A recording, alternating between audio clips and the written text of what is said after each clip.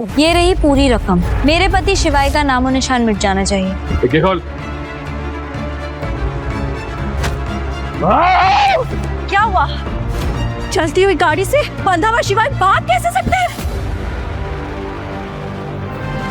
ये लाइट अरे ये उसी भिखमंगे का है। कान से भी हो कि तुमने किया क्या है? तुमने मरवा दिया मुझे। अब तुम भी नहीं बचोगे। मेरा सारा का सारा धंधा खत्म हो जाएगा। कौन है शिवाय? क्या वाकई में वो सिर्फ एक भीख मंगा है या कुछ और?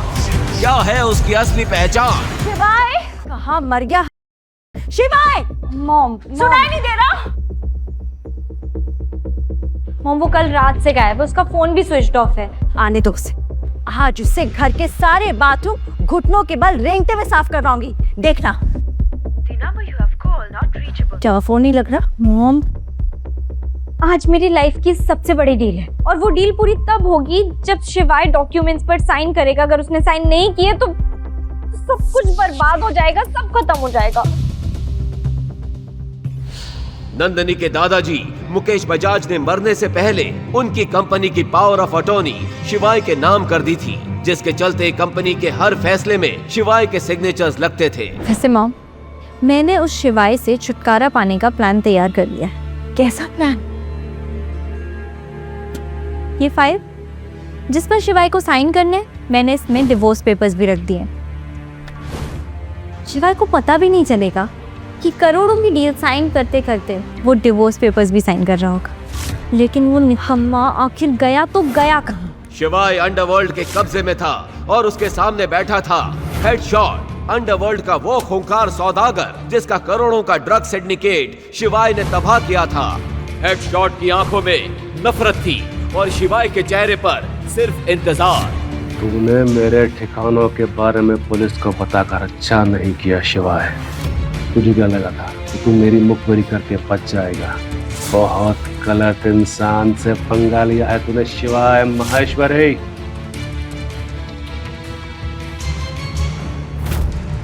आज मैं तुझे ऐसा तोड़ूंगा कि तू अपनी मौत की भीख मांगेगा, वो भी मेरे पैरों में गिर के।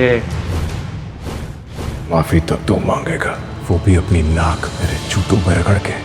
बस थोड़ी देर और रुक जा, सब पता चल जाएगा तुझे। उल्टा लटकाओ इसे।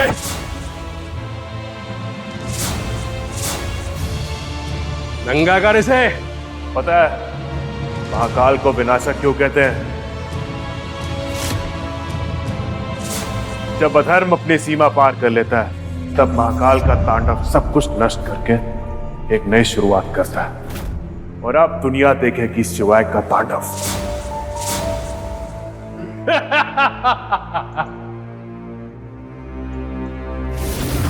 अबे नंगा कर इसको। जैसे ही हेडशॉट के चेले शिवाय के बदन पर बचे हुए कपड़े उतारने के लिए आगे आए, अचानक वेयरहाउस का माहौल बदलने लगा। जय महाकाल। बॉस ये सांप कहां से आ गया?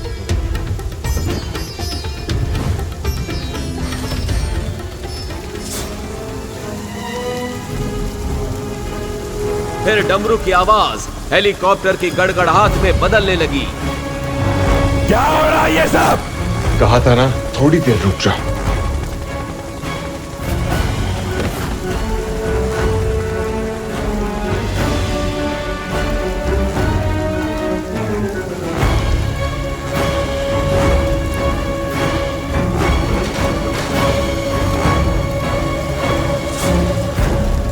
ब्लैक कैट कमांडोज के लीडर कैप्टन सरताज ने जैसे ही शिवाय को लहूलुहान हालत में बंधा देखा, उसकी आंखों में आग सी भर आई।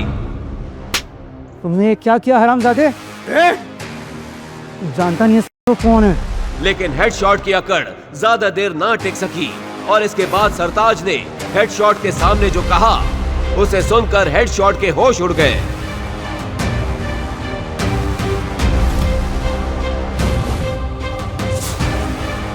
लेकिन वो शिवाय से कुछ कह पाता उससे पहले ही शिवाय वहां से निकल चुका था।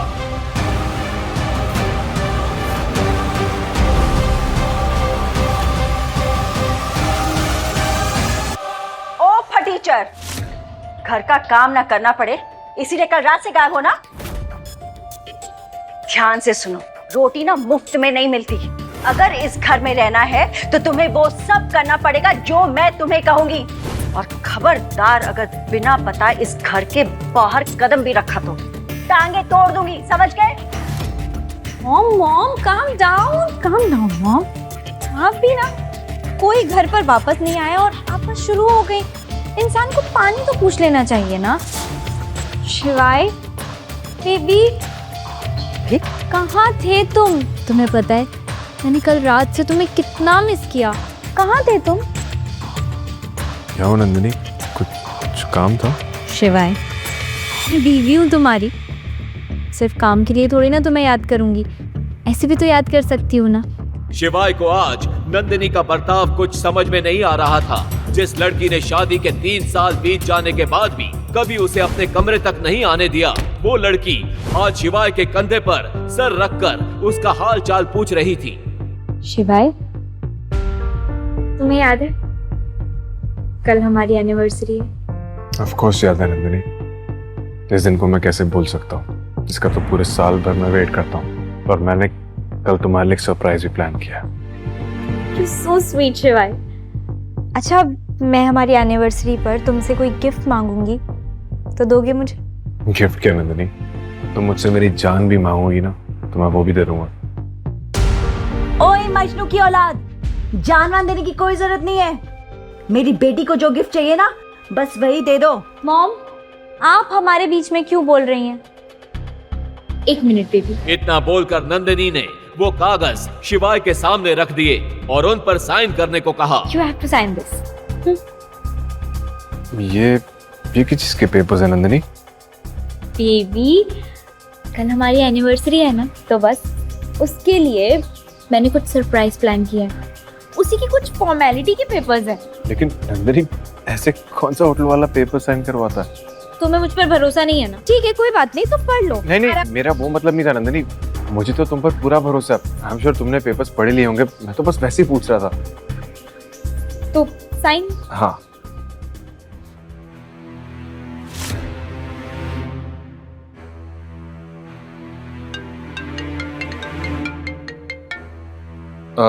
नंदिनी एक इम्पोर्टेंट कॉल है, मैं 2 मिनट में आया। हाँ? शिवाय, हेलो। हाँ, मैं बस 10 मिनट में पहुंच रहा हूँ। ओके। नंदिनी, मुझे बहुत इंपॉर्टेंट मीटिंग पे जाना है, मैं थोड़ी देर में आता हूँ, फिर साइन करता हूँ। शिवाय लेकिन साइन तो कर दो। कहाँ जा रहे हो? अरे देखा तुमने, देखा बिना साइन किए हुए चला गया। बड़ी मीठी मीठी बातें करी थी उससे। मॉम बस करिए, चुप हो जाइए प्लीज। वैसे भी मेरी कंपनी डूब रही है, ऊपर से ये भिखारी है कि साइन ही नहीं कर रहा। अगले दिन शिवाय और नंदिनी की तीसरी मैरिज एनिवर्सरी थी। उसकी खुशी में शिवाय सुबह जल्दी उठकर महाकाल के दर्शन करने गया। अरे बुढ़िया, तेरे को ना समझा समझा कर थक गया हूँ मैं। यहाँ पर मेरा राज चलता है, मेरा। और यहाँ पर जितने लोग धंधा करते हैं ना, वो सब के सब मुझे हफ्ता देते हैं। और अगर तुझे भी यहाँ धंधा करना है ना, तो मुझे हफ्ता देना होगा, हफ्ता। लेकिन बेटा, मेरा तो धंधा हुआ ही नहीं, तो मैं कैसे पैसे दूं आपको? अरे मैं तुझे समझा समझा के थक चुका हूँ मैं। दुकान की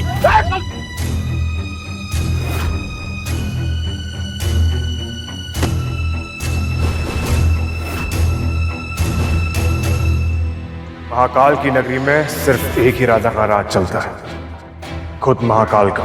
तुम लोग का राज यहाँ नहीं चलेगा। चल बे, हट जा, वरना जो हाल बुढ़िया किया ना, वही तेरा करूंगा। बेकार में मरेगा तू। अकाल मृत्यु वो मरे जो काम करे चंडाल का, काल भी उसका क्या करे जो भक्त हो महाकाल का।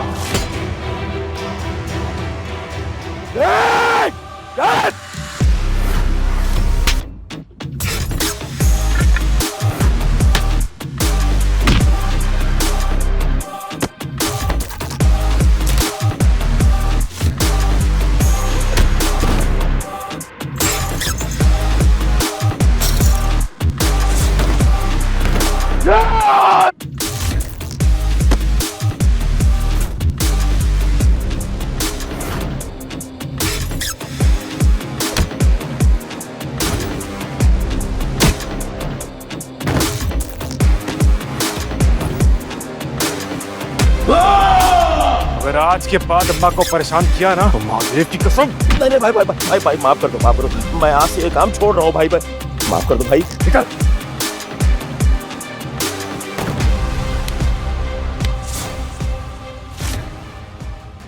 शिवाय बेटा, अच्छा हुआ तू आज आ गया। चिंता क्यों करती हो अम्मा? महादेव है ना तुम्हारी रक्षा के लिए।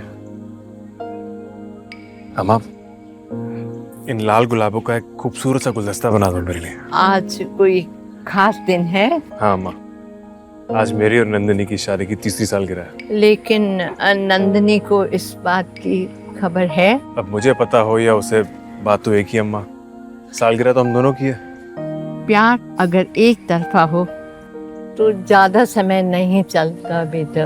अम्मा, ऐसे प्यार की तो बात ही कुछ और होती है। एक तरफा प्यार में भले ही आप सामने वाले की दुनिया का एक छोटा सा हिस्सा हो, लेकिन वो सामने वाला आपकी पूरी दुनिया बन जाता है। अगर महादेव की इच्छा रही तो जितना प्यार तू नंदिनी से करता है उतना ही प्यार नंदिनी भी तुझसे करेगी। अच्छा, अब मैं तुम दोनों के लिए प्यारा सा गुलदस्ता बनाती हूँ। थोड़ी ही देर में गुलदस्ता तैयार हो गया था, जिसे देखकर शिवाय के चेहरे पर मुस्कान आ गई। अरे वाह, अब तो उसे प्यार करना ही होगा अम्मा। आपके फूलों की खुशबू उसे मेरा दीवाना बना देगी। ये लीजिए अम्मा। नहीं नहीं बेटा, आज जो तुमने मेरे लिए किया है उसके बाद ये पैसे लूंगी मैं। अम्मा, अगर आप आज पैसे नहीं लेंगी ना तो मैं फिर आपसे कभी फूल नहीं लूंगा। शिवाय की मीठी धमकी का अम्मा के पास कोई जवाब नहीं था। उन्होंने मुस्कुराते हुए पैसे ले लिए। शिवाय गुलदस्ता लेकर निकला अपनी रूठी हुई नंदिनी को मनाने और उसे एनिवर्सरी विश करने। हेलो, हाँ, मेरा लोन सैंक्शन हो क्या? मेरा लोन सैंक्शन नहीं हुआ। आपको पता है मैं कौन बात कर रही हूँ? मुकेश बजाज की पोती। मुझे अर्जेंटली फंड्स की जरूरत है और हेलो, नंदिनी की कंपनी इस समय भारी लॉस में थी। अपनी कंपनी को बचाने के लिए नंदिनी ने अगले दिन रीयूनियन पार्टी में जाकर अपने दोस्त देव से पैसों की मदद मांगने का फैसला कर लिया था। नंदिनी डार्लिंग, अगर तुम चाहो ना तो कुछ ही मिनटों में करोड़ों कमा सकती हो और अपनी टूटती हुई कंपनी को बचा सकती हो। मतलब I mean, मैं कुछ समझी नहीं। कैसे? अगर तुम कुछ वक्त के लिए मेरी हो जाओ तो मैं तुम्हें 2 करोड़ यूं ही दे सकता हूँ। और अगर और पैसे चाहिए तो क्या देव, प्लीज बताओ ना, क्या करना होगा मुझे? तुम मुझे 2 करोड़ से भी ज्यादा दे सकते हो। तुम्हें 2 करोड़ तो क्या 10 करोड़ दे सकता हूँ। 10 crore? What are you saying? Dev please मुझे बताओ तो, करना क्या होगा? सादा कुछ नहीं, बस अपनी आज की रात तुम्हें मेरे नाम करनी होगी। इतना बोलकर जैसे ही देव ने नंदिनी का हाथ पकड़ा, वैसे ही देव की नाक पर एक जबरदस्त मुक्का पड़ा।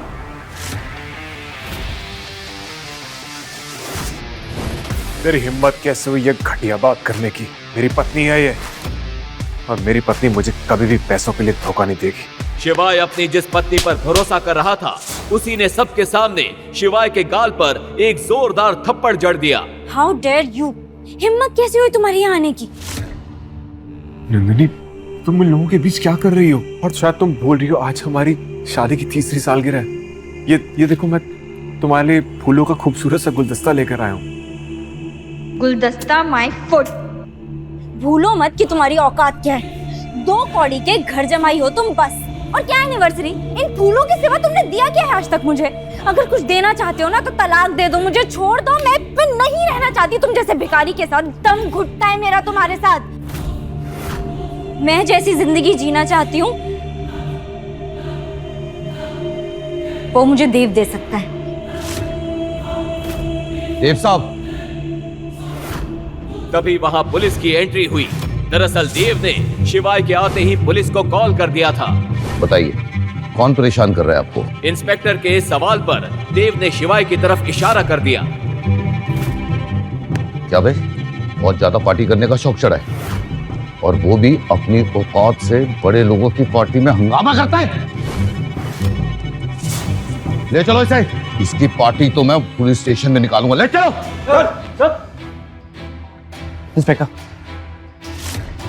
एक बात का ध्यान रखना, इसकी इतनी अच्छी से खातिरदारी करना कि कल ये इसके सामने मेरे जूते पर अपनी नाक रगड़कर अपनी जान की भीख मांगे। आप ये मैटर मेरे पे छोड़ दीजिए, आप बस मैडम के साथ पार्टी एंजॉय कीजिए। और हाँ, मेरा ख्याल रख लेना बस। पहुंच जाएगा।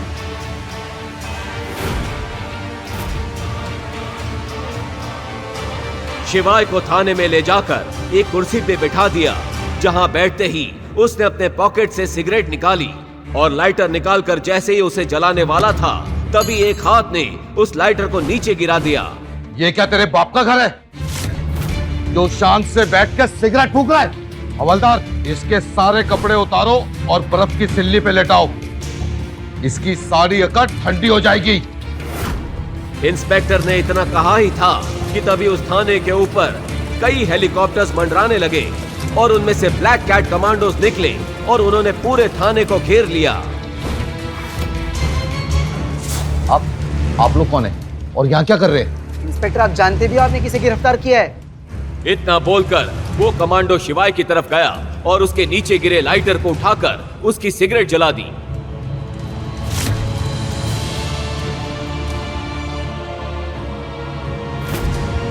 जैसे ही इंस्पेक्टर ने शिवाय के उस लाइटर को देखा तो उसके पैरों तले जमीन खिसक गई, उसकी टांगें कांपने लगी और वो अपने घुटनों पर आ गया और शिवाय के सामने हाथ जोड़कर बोला, मेजर महेश्वरी।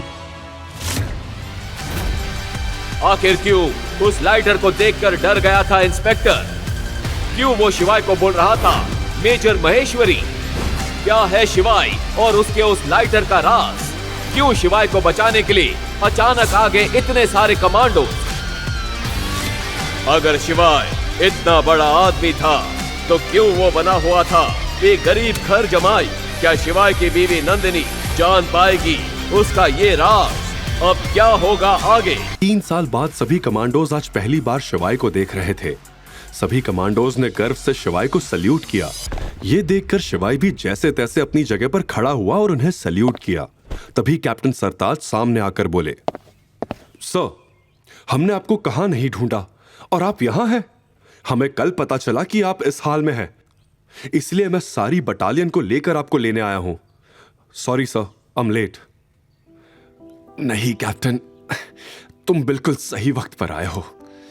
चलो अब यहां से निकलते हैं। मुझे बजाज मैंशन ड्रॉप कर दो जल्दी। इतना सब होने के बाद भी शिवाय नंदिनी के बारे में ही सोच रहा था। उसकी आंखों में कल रात की लगाई नंदिनी की आग दहक रही थी। शिवाय को वो आग बुझानी थी जो नंदिनी से मिलने के बाद ही बुझ सकती थी। शिवाय ने सबको वहां से वापस जाने का ऑर्डर दिया। Platoon, fall back. Yes sir. इस आवाज की गूंज से Azad Nagar police station hill गया और वहां के सारे अधिकारी और हवलदार शिवाय को सलाम मारे बिना रह नहीं पाए। शिवाय पुलिस स्टेशन से निकला और जल्दी से गाड़ी में बैठ गया। सारे कमांडोज भी उसके पीछे भागकर गाड़ी में बैठ गए। शिवाय का ऑर्डर सुनते ही सभी गाड़ी एक के पीछे एक बजाज मैंशन चल पड़ी। तभी शिवाय के बगल में बैठे कैप्टन सरताज ने पूछा, मेजर, आप पूरी रात जेल में क्यों रहे? आपने हमें फोन क्यों नहीं किया? अपनी कद्र करना कैसे सीखता सरताज? अगर एक रात वहां नहीं बिताता तो अब सब ठीक हो जाएगा। मेरे लिए ये रात सबसे यादगार रहेगी। ये कहते हुए भी शिवाय का दिल जोर जोर से धड़क रहा था, मानो अभी बाहर आ जाएगा। उसे नंदिनी से कोई उम्मीद नहीं थी, पर फिर भी उसके कड़वे शब्द सोचते ही उसके बदन में सिरहन दौड़ रही थी। मेजर, मुझे आपको कुछ बताना है। आपको याद होगा हमने 5 साल पहले JNK में गैर कानूनी मामलों को लेकर कुछ शर्तों पर समझौता किया था, लेकिन अब हम उसे पूरा नहीं कर पा रहे हैं।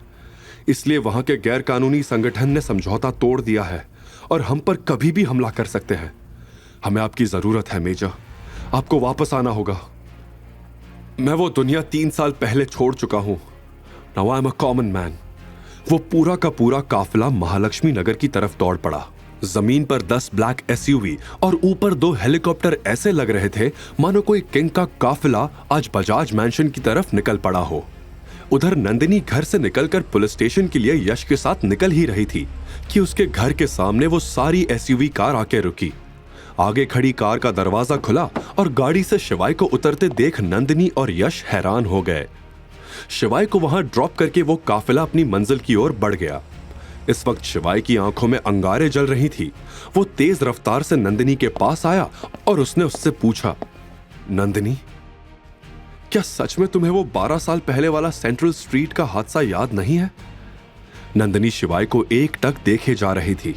वो कुछ बोल पाती इससे पहले ही शिवाय ने फिर से कहा, वो किडनैपिंग, वो बर्थडे, कुछ भी याद नहीं है तुम्हें? तुम पागल हो गए हो क्या? बाहर कैसे आए तुम? किसने तुम्हारी बेल करवाई? हाँ, नंदिनी शिवाय को ऐसे देखकर शॉक थी। क्या, क्यों, कैसे? मुझे इस बारे में तुमसे कोई बात नहीं करनी है। मुझे जिंदगी से बहुत बड़ा सबक मिला है। कल अगर तुम मेरे साथ मिसबिहेव नहीं करती तो मैं कभी अपनी कद्र करना सीख ही नहीं पाता, खुद के बारे में कभी सोच ही नहीं पाता।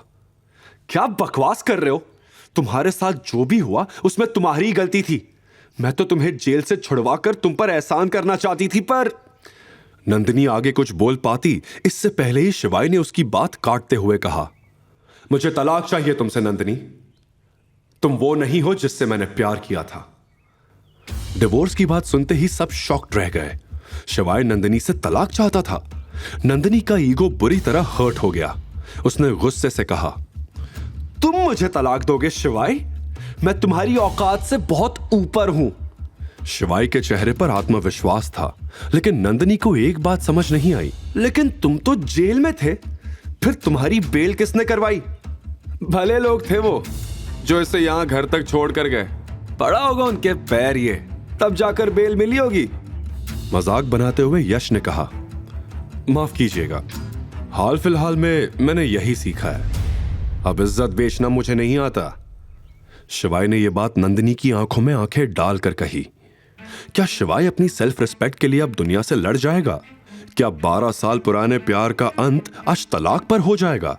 आखिर शिवाय है कौन और क्या राज है उसका? शिवाय के तेवर आज कुछ बदले बदले से लग रहे थे, लेकिन शिवाय की यह बात सुनकर नंदिनी का गुस्सा फूट पड़ा।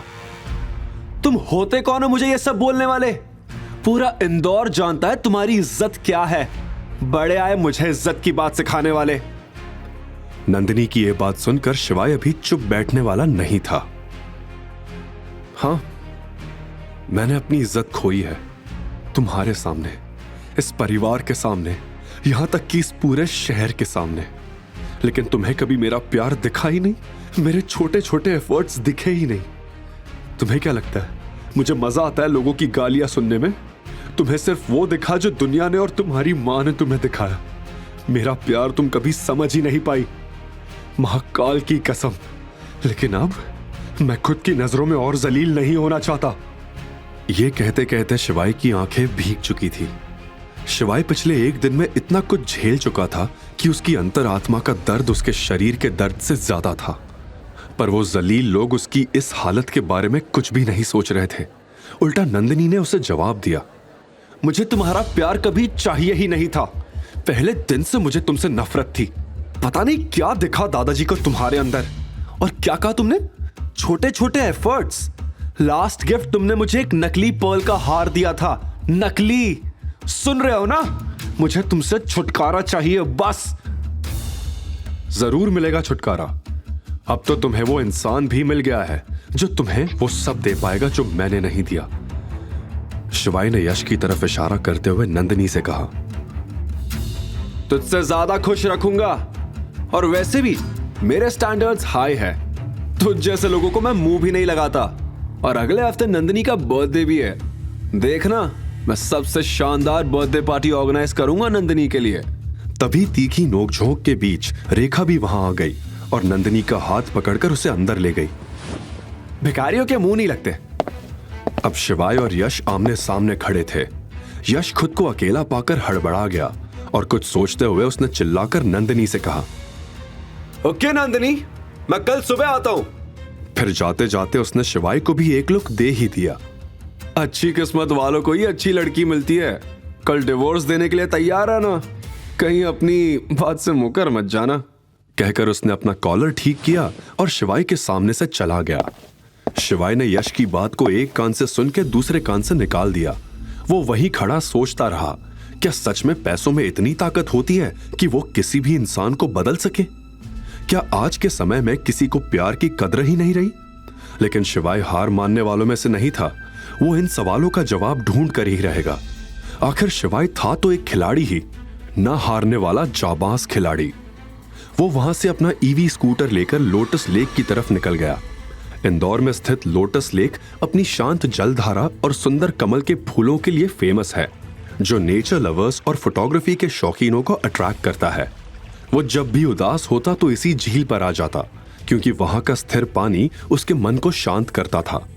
वहां पहुंचकर उसने अपने स्कूटर की डिक्की से रूबिक्स क्यूब निकाला और ठंडी हवा लेते लेते सॉल्व करने लगा। तभी उसकी आंखों में एक चमक आ गई। उसे रास्ता मिल चुका था। यह वही रास्ता था जिसे वो कभी मानने को तैयार नहीं था। उसे हमेशा लगता था कि नंदिनी ही वो लड़की थी जिसे उसने 12 साल पहले वादा किया था। लेकिन आज शिवाय इस रास्ते पे चलने को तैयार था। और हो भी क्यों ना, इन 3 सालों में इतनी जिल्लतें जो उसने सही थी सिर्फ और सिर्फ प्यार के लिए। लेकिन अब और नहीं। ये सोचते हुए उसने रूबिक्स क्यूब को सॉल्व किया, अपनी गाड़ी की डिक्की में रखा और अपनी जेब से फोन निकालकर किसी को कॉल किया। उसने इंदौर के सियागंज में एक 52 मंजिला बिल्डिंग में कॉल लगाया था। वो दुनिया की सबसे बड़ी कंपनीज में से एक थी, जिसका नाम था इंडस ग्रुप। इस होल्डिंग कंपनी की कई सारी अलग अलग कंपनीज भी थी। Pharmacy, F&B, import export, constructions, textiles, ऐसे ही कई सारे सेक्टर्स में इनका दबदबा था। मुझे दिनेश कुमार से बात करनी है। दूसरी तरफ से आवाज आई, आपका नाम सर? शिवाय महेश्वरी। सर? हाफते हुए एक 50 साल के आदमी ने यह कहा। शिवाय का नाम सुन के उसके पैरों तले जमीन खिसक गई थी। उसके सिर पर पसीना चमक रहा था। तभी धीमी आवाज में शिवाय ने कहा, दिनेश जी, एक काम था आपसे। हाफते हुए ही कॉल की दूसरी तरफ से आवाज आई, बिल्कुल सर, लेकिन सर अब तक आप कहां थे? शिवाय की आवाज में अब बदलाव आ चुका था। रौबदार आवाज में उसने कहा, क्या आप मुझे यह पता लगाने में मदद कर सकते हैं कि 12 साल पहले इंदौर के सेंट्रल स्ट्रीट पर हुए किडनैपिंग मामले में शामिल वो लड़की कौन थी? क्या वो बजाज फैमिली की नंदिनी बजाज थी या कोई और थी? यह सुन के दिनेश ने पूछा, लेकिन सर 12 साल पहले के इंसिडेंट का पता लगाना मुश्किल होगा। क्या मैं जान सकता हूं कि आप नंदिनी बजाज को कैसे जानते हैं? बिना किसी हिचकिचाहट के शिवाय ने कहा, मैं कल उसे डिवोर्स देने वाला हूं। यह कहते हुए शिवाय के कंधे जो अब तक झुके झुके रहते थे, वो अब उठ खड़े हुए थे। शिवाय की बातों में कॉन्फिडेंस दिख रहा था। और अपनी पुरानी लाइफ में वापस आने वाला हूं। और हां, सबको बता देना कि मैं वापस लौट आया हूं। यह सुनकर दिनेश हक्का बक्का रह गया। जैसे ही कॉल कट हुआ, दिनेश ने एक लंबी सांस ली। शिवाय से बात करके जैसे उसकी खुशी दुगनी हो गई थी। उसने जल्दी से अपना फोन उठाया और अपने सेक्रेटरी से कहा, कंपनी के सभी डायरेक्टर्स को इन्फॉर्म करो, हम एक बोर्ड मीटिंग करने जा रहे हैं और सबसे कहना हमारे बॉस लौट आए हैं। अमेरिका, ऑस्ट्रेलिया, यूरोप और साउथ एशिया की सभी कंपनीज के डायरेक्टर्स को इन्फॉर्म किया गया कि इंडस ग्रुप के मालिक, कंपनी के चेयरमैन मिस्टर शिवाय महेश्वरी लौट आए हैं। दूसरी तरफ कॉल काटते ही शिवाय मन ही मन सोचने लगा, नंदिनी, मैं सच में तुम्हें रानी बना के रखता अगर तुम मेरी पूरी बात सुन लेती तो। महाकाल की कसम, तुम्हें अंदाजा नहीं कि तुमने क्या खोया है। खेल तो अब शुरू हुआ है, आगे आगे देखो होता है क्या। इस समय दुनिया के हर कोने में मौजूद इंडस ग्रुप के लोगों को मैसेजेस आने लगे थे, चाहे वो कहीं भी हो या उनकी पहचान कुछ भी हो। सभी को अपने फोन पर एक मैसेज मिला, मैसेज फ्रॉम इंडस ग्रुप, शिवाय महेश्वरी इज बैक। यह खबर देखकर हर कोई, चाहे वो कुछ भी कर रहे थे, उत्साह से उछल पड़े। जो शब्दों से परे था, चाहे किसी ने उसे देखा हो या नहीं, एक बात तो स्पष्ट हो गई कि शिवाय सबका पसंदीदा था। तभी उस रूम में दिनेश का सेक्रेटरी आया। सेक्रेटरी को देखकर दिनेश झिझक उठा। तुम्हें दिखता नहीं है मैं बिजी हूं? नॉक करके आना चाहिए ना। This is very wrong. Dinesh का गुस्सा देखकर वो घबरा गया। सर, बजाज फैमिली का इनविटेशन था तो सोचा बता दूं, लेकिन कोई बात नहीं, मैं बाद में आता हूं। बजाज फैमिली का नाम सुनते ही दिनेश के कान खड़े हो गए। क्या कहा तुमने? बजाज फैमिली? सेक्रेटरी भी चौंका। जी हाँ, नंदिनी बजाज का बर्थडे इनविटेशन है, लेकिन मैं मना कर देता हूं। यह सुनते ही दिनेश चेयर से खड़ा हो गया। बिल्कुल नहीं, एक काम करो, इनविटेशन का रिप्लाई करो कि हम बर्थडे में शामिल होंगे और एक शानदार गिफ्ट का भी इंतजाम करो। जाते जाते सेक्रेटरी ने दिनेश से आखिर पूछ ही लिया, सर क्या सच में शिवाई सर लौट आए हैं? हाँ। यह सुनते ही सेक्रेटरी चौंक गया, क्योंकि उसने शिवाई को कभी देखा नहीं था, मगर उसके बारे में ढेर सारी कहानियां सुनी थी। वो मन ही मन ये सोच के खुश होता रहा कि उसे भी शिवाई को देखने का मौका मिलेगा। अब खड़े खड़े मेरा मुंह ही देखता रहेगा या कुछ काम भी करेगा? दिनेश ने डांटते हुए कहा। वो बिना कुछ बोले वहां से चला गया। इस हड़बड़ी में देव अंदर आया। क्या बात है, आज इतना हंगामा क्यों हो रहा है ऑफिस में? देव वही लड़का था जिसने नंदिनी को ऑफर रीयूनियन पार्टी में दिया था, और दिनेश देव का चाचा था, जिस बात से शिवाय अनजान था। लेकिन देव का हुलिया देखकर दिनेश ने ही उससे पूछ लिया, ये तेरे सिर पे चोट कैसी? क्या हुआ? देव ये जानता था कि उसके चाचा उससे ये सवाल जरूर पूछेंगे। कुछ नहीं चाचा, बस कल रात रीयूनियन पार्टी में थोड़ा झगड़ा हो गया था। यह सुन के दिनेश के भाव तुरंत बदल गए। क्या? किसने किया ये? नाम बोल उसका। इंदौर शहर में किस माइके लाल में इतनी हिम्मत हुई कि तुझ पर हाथ उठाया? देव बताना तो चाहता था, लेकिन बताता भी तो क्या कि एक निकम्मे पति से मार खाई थी। यह उसकी शान के खिलाफ था। एक लड़का और उसके कुछ दोस्त थे, अकेला होता तो बताता उसे। देव हिचकिचा रहा था। दिनेश को इस बात की भनक लग चुकी थी। क्या चाहिए बोल? देव हिचकिचाते हुए बोला।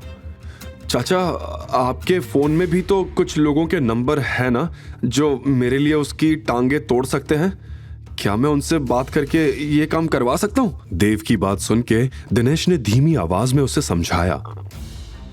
तू मेरे बेटे जैसा है, इसलिए बता रहा हूं, अभी वक्त ठीक नहीं है। अगर कुछ उलट पुलट हो गया तो लेने के देने पड़ सकते हैं। यह सुन के देव ने अपनी बात पर थोड़ा और जोर दिया।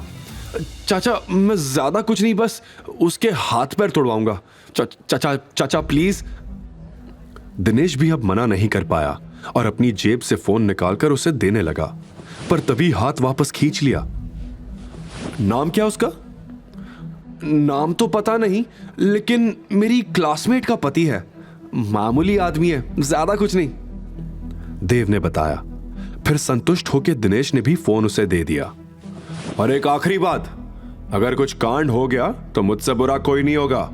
फिर याद रखना, कोई चाचा नहीं होगा तेरा। देव ने यह बात समझने का नाटक किया और तुरंत वहां से निकल गया। रूम से बाहर निकलते ही देव की आंखें गुस्से से लाल हो गई।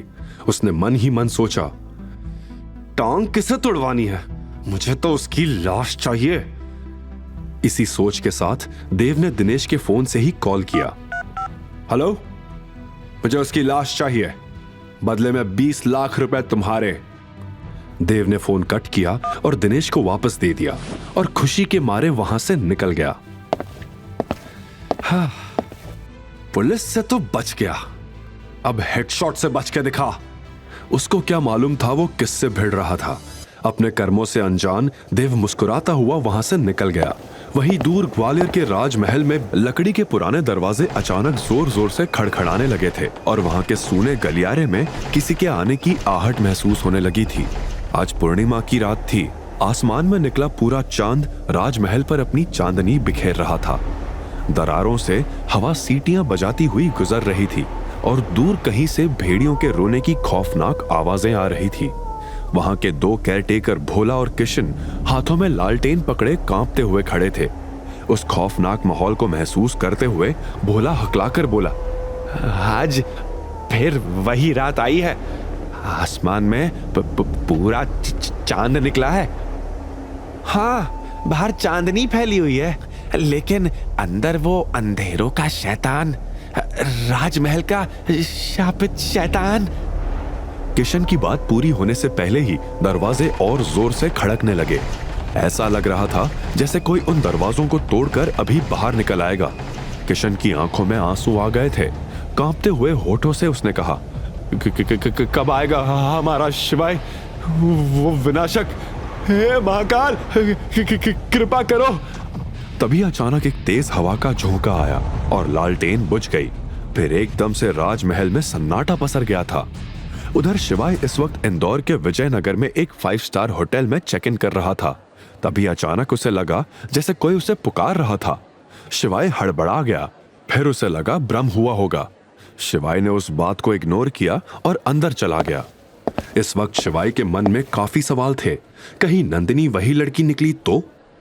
लेकिन अगर नंदिनी वही लड़की निकली तो क्या मैं उसे अपना सकूंगा? मेरी इज्जत का क्या? क्या मैं ये सही कर रहा हूं या गलत? इन्हीं सवालों से परेशान होकर शिवाय ने अपनी आंख बंद करके हाथ जोड़े। हे महाकाल, अब मैं सब आपके ऊपर छोड़ रहा हूं। फिर आंखें खोलकर उसने कहा, कल मिलते हैं कोर्ट में नंदिनी बजाज। क्या संबंध थे शिवाय के ग्वालियर के राजमहल से? आखिर क्या था उस महल के दरवाजे के पीछे? क्या संबंध थे शिवाय के ग्वालियर के राजमहल के राजगुरु के साथ? एक आदमी की इतनी सारी पहचान, आखिर है कौन शिवाय महेश्वरी? और ये हेडशॉट कौन था जो शिवाय की जिंदगी में मौत का तांडव करने वाला था? अगली सुबह नंदिनी, रेखा और यश फैमिली कोर्ट जाने के लिए रेडी हो चुके थे। राजा साहब अभी भी सो रहे हैं, अभी जाकर उठाती हूं। रेखा गुस्से में शिवाय के रूम में गई, लेकिन शिवाय का कोई अता पता नहीं था। रेखा ये देखकर चौंकी, न जाने शिवाय अभी कहां था।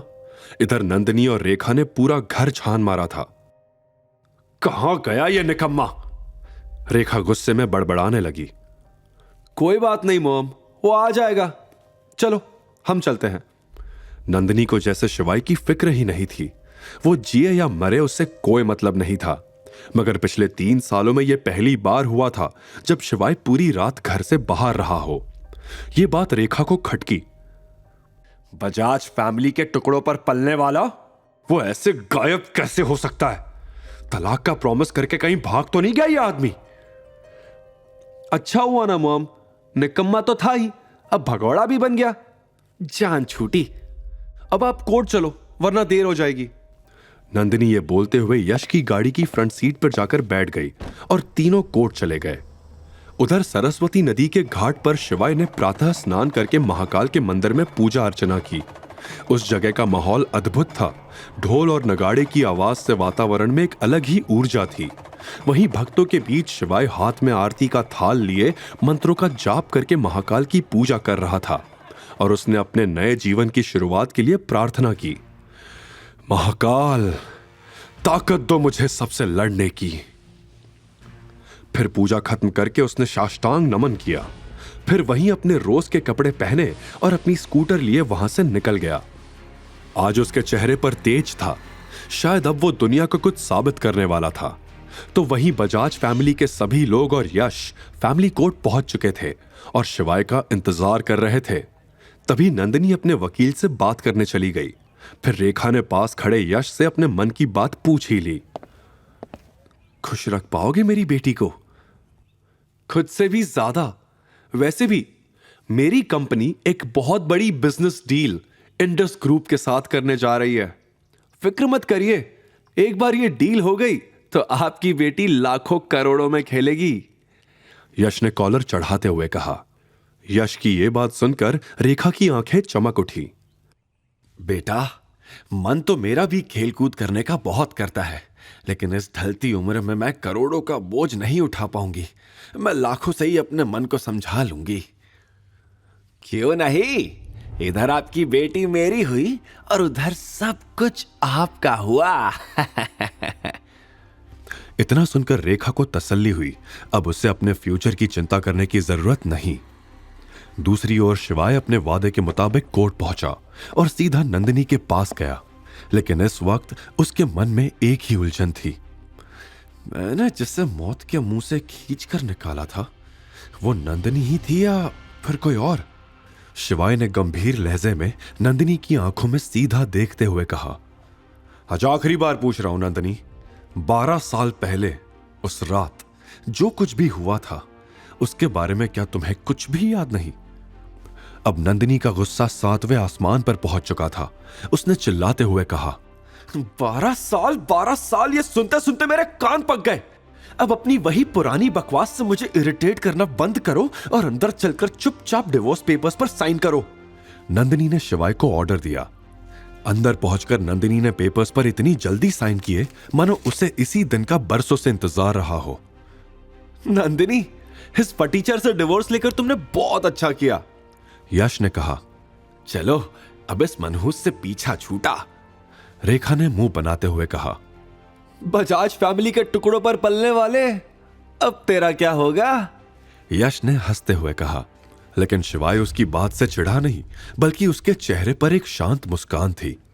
शिवाय ने पेपर्स पे जैसे ही साइन किए वैसे ही बजाज फैमिली और यश वहां से चले गए। वो अब शिवाय को एक पल भी नहीं देखना चाहते थे। शिवाय कोर्ट के बाहर निकला। वो सीढ़ियों से उतर ही रहा था कि तभी कोर्ट के बाहर 20 सुपर लग्जरी कार्स आकर खड़ी हो गई। एक साथ सभी कार्स के दरवाजे खुले और देखते ही देखते बॉडीगार्ड्स की पूरी फौज वहां जमा हो गई। इस बीच एक ब्लैक कार का दरवाजा खुला, जिसमें से 70 साल के एक बुजुर्ग सिर में शाही पगड़ी बांधे बाहर निकले। शिवाय को सामने देख वो खुशी से फूले नहीं समाये और दौड़कर शिवाय को गले से लगा लिया। राजमहल तुम्हारा इंतजार कर रहा है। एक राजा के बिना महल अधूरा है। मेरे बूढ़े कंधे अब जिम्मेदारियों का बोझ नहीं उठा पाएंगे। शिवाय राजगुरु को देख खुश हुआ। शिवाय ने उनके पैर छुए। राजगुरु ने शिवाय को कार में बैठाया और महल की ओर निकल पड़े। काफिले के आगे बढ़ते ही एक कार जो पहले से ही कोर्ट में मौजूद थी, काफिले का पीछा करने लगी। शिवाय मन में एक पहेली लिए अपनी पुरानी दुनिया में वापस लौट रहा था। उसका काफिला इंदौर शहर को पीछे छोड़कर आगे बढ़ चुका था। तभी फोन बजा। कॉल इंडस ग्रुप के दिनेश सिंह का था। जैसे जैसे फोन पर बात आगे बढ़ती गई, वैसे वैसे शिवाय के चेहरे के भाव भी बदलने लगे। मुझे इंडस टावर ले चलो, जल्दी। फोन काट के शिवाय ने ड्राइवर से कहा।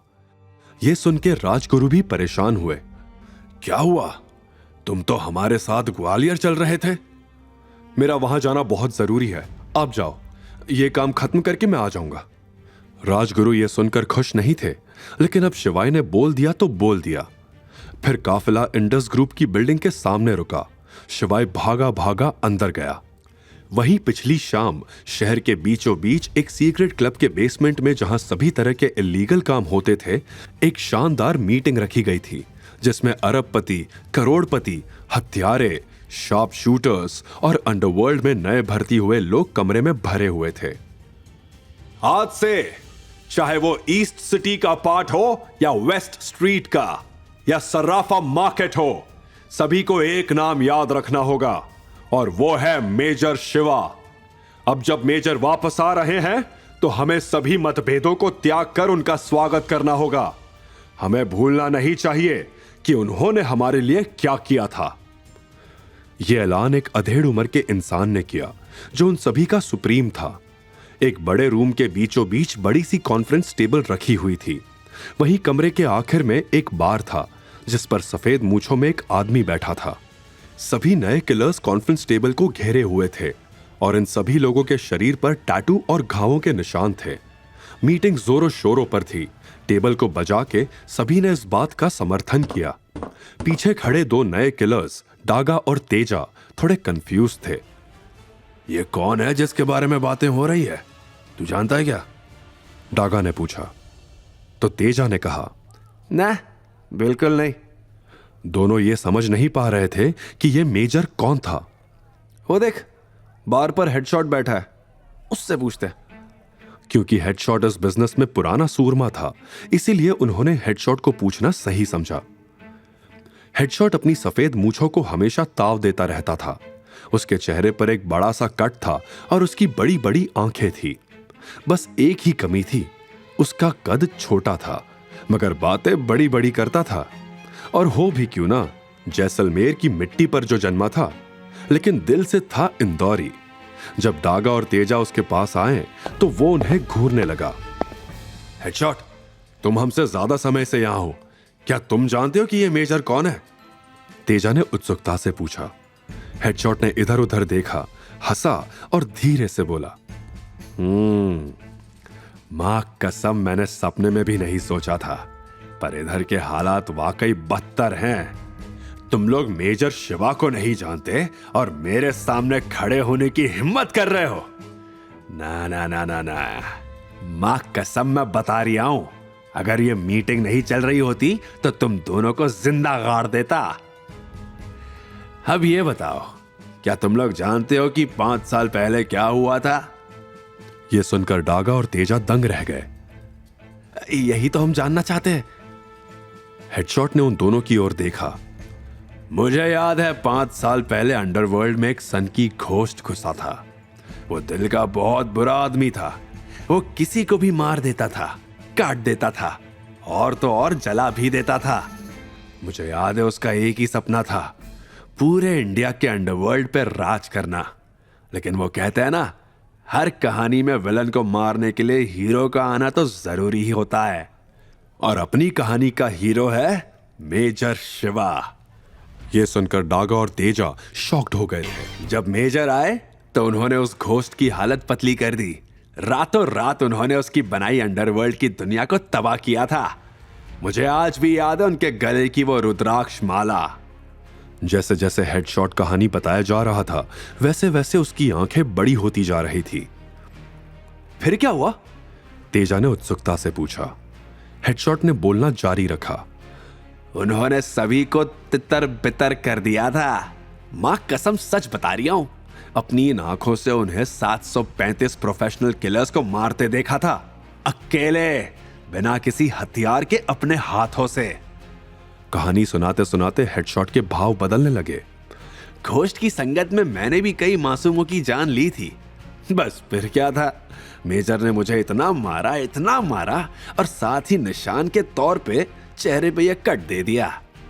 बस उस दिन से मैं उनका भक्त हो गया। महाकाल का रूप है वो।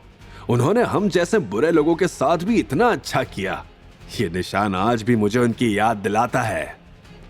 यह सुन के डागा और तेजा की आंखें फटी की फटी रह गई। उन्हें बिल्कुल यकीन नहीं हुआ। चल झूठा, तुम कुछ भी कहोगे और हम उस पर यकीन कर लेंगे, डागा ने कहा। हेडशॉट ने बस उन दोनों की तरफ सिर उठाकर देखा और मंद मंद मुस्कुराया। क्या तुमने देखा है उन्हें कभी? तेजा ने पूछा। हेडशॉट ने अपनी बची हुई ड्रिंक खत्म की। बेटा, शेर की दहाड़ी काफी है उसका परिचय देने के लिए। चेहरा देखा नहीं तो क्या, महसूस तो किया है। उस अंधेरी काली रात में एक अकेला शेर सभी गीदड़ों पर भारी पड़ा था। तभी हेडशॉट का फोन बजा। उसने नाम देखते ही कॉल उठा लिया। जी हुजूर, फरमाइए, क्या सेवा कर सकता हूं? लेकिन जैसे ही फोन की दूसरी ओर की आवाज सुनी तो उसके चेहरे के भाव बदल गए। मैं देव बोल रहा हूं, दिनेश का भतीजा। यह सुन के उसने धीमी आवाज में कहा। मां कसम छोटे मालिक, आपकी आवाज डिट्टो मालिक जैसी है। बताओ क्या काम था? फिर फोन से आवाज आई। एक आदमी का एनकाउंटर करवाना था। हेडशॉट ने देव की बात सुन के कहा, माफ कीजिएगा, लेकिन मैं आपका अभी कोई काम नहीं ले सकता। देव यह सुन के निराश हुआ। वो किसी भी कीमत पर यह काम करवाना चाहता था। 5 लाख में भी नहीं करोगे? हेडशॉट मुस्कुराया। मां कसम, बात पैसों की नहीं है, अभी समय ठीक नहीं है।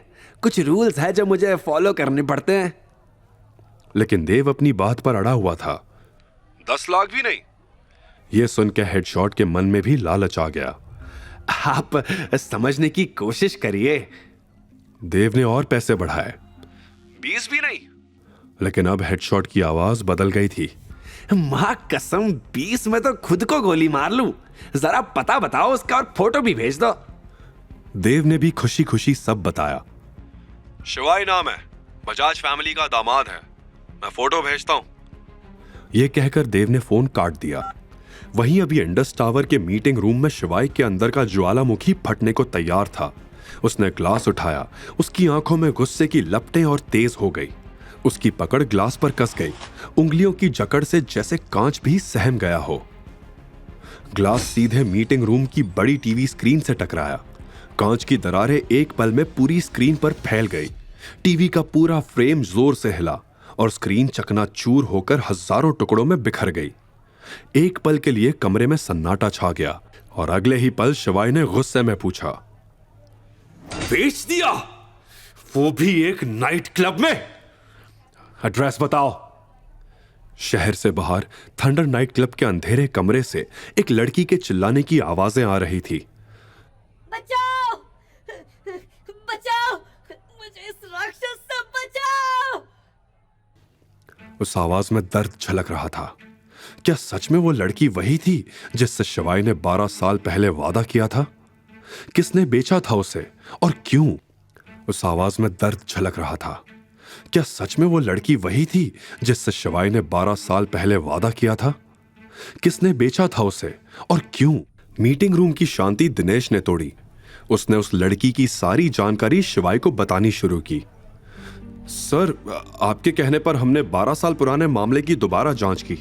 इन्वेस्टिगेशन के दौरान पता चला कि 35 साल पहले नंदिनी के पापा केशव बजाज वंदना नाम की लड़की से प्यार करते थे, लेकिन वंदना गरीब थी, इसलिए केशव के पिता रघुवीर बजाज ने जबरदस्ती उनकी शादी रेखा से करवा दी। केशव शादी के बाद भी वंदना से मिलते रहे। रेखा और वंदना एक ही वक्त पर प्रेग्नेंट थी और कोइंसिडेंटली दोनों ने एक ही दिन 28 दिसंबर को बेटियों को जन्म दिया। आज तक ये बात उस फैमिली ने सीक्रेट रखी है। ये देखिए, दोनों लड़कियों के बर्थ सर्टिफिकेट्स और ये उस दूसरी बेटी की फोटो। दिनेश एक एक करके सारे सबूत शिवाय को दिखा रहा था कि तभी शिवाय ने चौंक कर वो फोटो उठा ली। अंधा विश्वास और अंधा प्यार कितना खतरनाक होता है, आज ये बात शिवाय समझ चुका था। नंदिनी के दादाजी पर किए गए अंधे विश्वास ने ही शिवाय से उसका सब कुछ छीन लिया था। शिवाय के दिमाग में इस वक्त हजारों सवाल एक साथ चल रहे थे। नंदिनी के दादाजी ने कितनी सफाई से शिवाय को कन्विंस कर लिया था कि 12 साल पहले वो जिससे मिला था वो नंदिनी ही थी। वहीं दूसरी तरफ नंदिनी काफी परेशान थी, क्योंकि जब वो कोर्ट से लौट रही थी तो उसके सामने से बहुत सारी लग्जरी कार्स निकली थी। उसे पूरा यकीन था कि उसने उन गाड़ियों में शिवाय को देखा था। मां, आई एम श्योर मैंने उन ब्लैक लग्जरी कार्स में शिवाय को देखा था। बेटा, तू भी क्या फालतू बात कर रही है? उसकी इतनी औकात कहां है कि वो इतनी महंगी गाड़ियों में बैठे? तू बस यश के बारे में सोच। उसकी कंपनी का कॉन्ट्रैक्ट इंडस ग्रुप के साथ हो गया तो हम सब उसके पैसों पर ऐश करेंगे।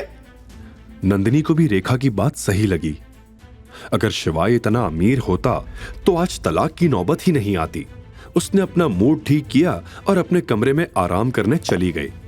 वैसे तो नंदिनी की शादी यश से होने वाली थी, लेकिन अगर उसे कोई और अच्छा ऑप्शन मिल गया तो वो शायद यश को भी छोड़ देगी, क्योंकि नंदिनी को बस पैसों से मतलब था। शिवाय ने फोटो देखते ही चौंक कर उसे कसकर पकड़ लिया, मानो बरसों से भटकती उसकी रूह को अचानक ठिकाना मिल गया हो। उसकी आंखें तस्वीर पर जमी थी, दिल बेकाबू धड़क रहा था। ये वही लड़की थी जिसे उसने कभी अपना सब कुछ मान लिया था। उसकी आवाज में हल्की कपकपी थी जब उसने ये पूछा, यही लड़की उस दिन मेरे साथ थी? इसका नाम क्या है? क्या यह बजाज परिवार की नाजायज बेटी है? और दोनों बहनें इतनी सिमिलर कैसे लगती हैं? शिवाय की धड़कनें अब और तेज हो चुकी थी। दिनेश ने गंभीर आवाज में जवाब दिया, जी सर, ये उनकी नाजायज बेटी अवंतिका है। इसे जन्म देते ही वंदना जी की डेथ हो गई थी और नंदिनी से आपकी शादी से पहले ही दादाजी ने अवंतिका को एक हॉस्टल में भेज दिया था ताकि वो आपके सामने कभी ना आए। अवंतिका से ये 12 साल पहले चाइल्ड ट्रैफिकिंग के दौरान मिले थे, नंदिनी से नहीं। 12 साल! बस ये सुनते ही शिवाय का अतीत उसकी आंखों के सामने आ गया। वो रात जब उसने अवंतिका को गुंडों से बचाया था, वो पल जब उसने उसकी मासूम आंखों में अपना पूरा भविष्य देख लिया था, वो पहली नजर का प्यार जो दोनों को हो गया था। अगर मुझे पता होता कि वही लड़की जिसे मैंने अपनी जान से ज्यादा चाहा मुझसे इतने सालों से दूर कर दी गई थी, तो महाकाल की कसम मैं सारी हदें पार कर देता। शिवाय ने गहरी सांस ली और अपनी आवाज को संभालते हुए बोला, मैंने उससे वादा किया था कि जब वो 20 साल की होगी मैं उससे शादी करूंगा। शिवाय के कानों में अभी भी अवंतिका का जवाब गूंज रहा था, आज तुम्हारी वजह से मेरी जिंदगी बच गई। अब मैं भी महादेव से रोज प्रार्थना करूंगी कि तुम जल्द से जल्द मुझे लेने आओ। I'll wait for you. अपने ख्यालों से बाहर निकलकर शिवाय ने खुद को संभालते हुए दिनेश से पूछा, अभी अवंतिका कहाँ है? मुझे सिर्फ इतना पता है कि आज दोपहर के बाद से अवंतिका गायब है।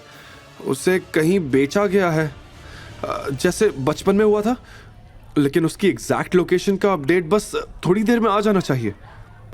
यह सुनकर शिवाय का खून खौल रहा था। तभी दिनेश की सेक्रेटरी ने दरवाजा नॉक किया। मैं आई कम इन सर? कम इन। सर, आपने मिस्टर यश चतावत को कॉन्ट्रैक्ट साइन करने के लिए बुलाया था। वो बाहर आपका वेट कर रहे हैं। क्या कहूं उन्हें? दिनेश ने बिना एक पल गवाए कहा, टेल हिम टू वेट। शिवाय उस सेक्रेटरी की बात सुनकर चौंक गया। उसने तुरंत अंदाजा लगा लिया कि यह वही यश था, नंदिनी का बॉयफ्रेंड। लेकिन इस समय शिवाय के लिए सिर्फ अवंतिका मायने रखती थी। ऐसा लग रहा था मानो यह सब उसके खिलाफ कोई सोची समझी साजिश थी, जो बजाज परिवार ने मिलकर रची थी। लेकिन अब शिवाय से लोकेशन जानने का वेट और नहीं हो रहा था। उसका दिल घबरा रहा था, कहीं अवंतिका के साथ कुछ गलत ना हो जाए। कि तभी दिनेश का फोन बजा। कॉल उठाते ही दिनेश ने हड़बड़ी में पूछा, कुछ पता चला मिस अवंतिका का? लेकिन बदले में जो जवाब मिला, उसे सुनते ही दिनेश के पैरों तले जमीन खिसक गई।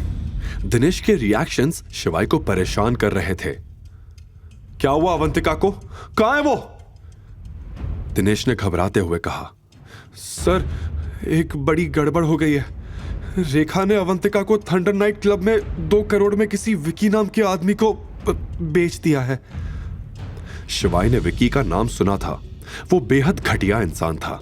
उसकी फितरत ही गंदी थी। लड़कियों को अपने पैसों और ताकत से खरीदना उसका शौक था। वो लड़कियों को सिर्फ एक सामान समझता था। उनकी बेबसी का फायदा उठाकर उन्हें शिकार बनाता था। शराब, जुए और काले धंधे में विकी का नाम हमेशा गलत कामों से जोड़ा जाता था। लेकिन उसकी पहुंच इतनी ऊंची थी कि अब तक कोई उसे छू भी नहीं पाया था। वहीं दूसरी तरफ अवंतिका के सामने बैठा आदमी विकी उसे भूखे कुत्ते की तरह देख रहा था। अवंतिका वहां का माहौल समझ चुकी थी, इसलिए जल्द ही वहां से निकलना चाहती थी। लेकिन विकी के इरादे कुछ और ही थे। अवंतिका विकी से कुछ कह पाती, इससे पहले ही विकी का फोन बजा। वो आ गई है, मेरे सामने बैठी है। मुझे बिल्कुल उम्मीद नहीं थी कि तुम ऐसी बला को मेरे पास भेजोगी। रखता हूं, कल घर आकर पैसे ले जाना। दूसरी तरफ ये सुनकर रेखा मुस्कुराई। देख, मुझे पुलिस वुलिस का कोई चक्कर नहीं चाहिए। तेरा सौदा है, तेरा जिम्मा है। फोन रखते हुए रेखा ने चैन की सांस ली और कहा, अब ना इस लड़की का कोई नाम रहेगा, ना कोई पहचान। अवंतिका विकी की बात सुनकर डर गई। विकी किसे पैसे देने की बात कर रहा था? वो नजरें चुराकर अपने कपड़े एडजस्ट करने लगी।